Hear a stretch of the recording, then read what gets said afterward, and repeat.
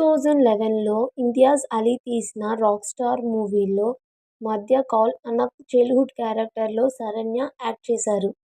Heroine Mrunal Tagore రీసెంట్గానే బాలీవుడ్లో ఒక మూవీకి సైన్ చేశారు.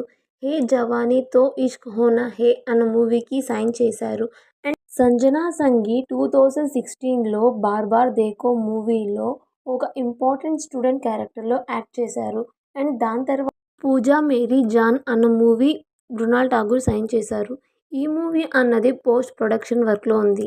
సంజనా సంఘీ రీసెంట్గానే 'ఉలझे हुई' అన్న షార్ట్ ఫిలిం చేశారు. ఈ మూవీలో రాశిక అన్న క్యారెక్టర్లో యాక్ట్ చేశారు. దీని తర్వాత తను ఫిలిమ్స్ చేసుకుంటూ మృణాల్ ఠాగూర్ 'కల్కి 2898 ఏడీ' మూవీ తర్వాత 'సన్ ఆఫ్ సర్దార్ 2' అన్న మూవీకి సైన్ చేశారు. 'ఫుక్రే రిటర్న్స్' తర్వాత సంజన 2020లో 'దిల్ బేచారా' అన్న మూవీ చేశారు. ఈ మూవీలో క్యాన్సర్ పేషెంట్గా చాలా బాగా యాక్ట్ చేశారు.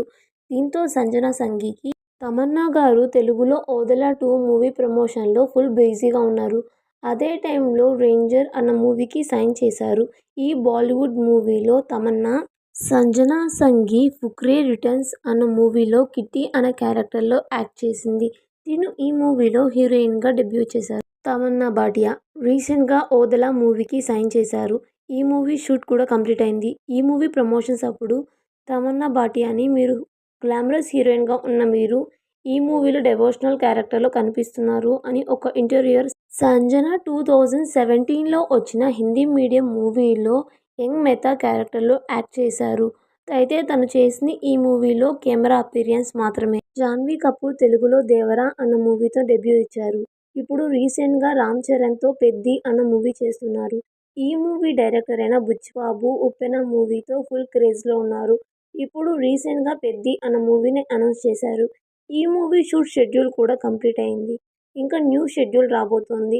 ఆ షెడ్యూల్లో జాన్వీ కపూర్ పార్టిసిపేట్ చేస్తున్నారు అన్న శ్రీదేవి గారు ఆగస్ట్ 13, 1963లో పుట్టారు. ఎవ్రీ బర్త్డేకి శ్రీదేవి గారు తన బర్త్డేకి తిరుపతికి వచ్చేవారు.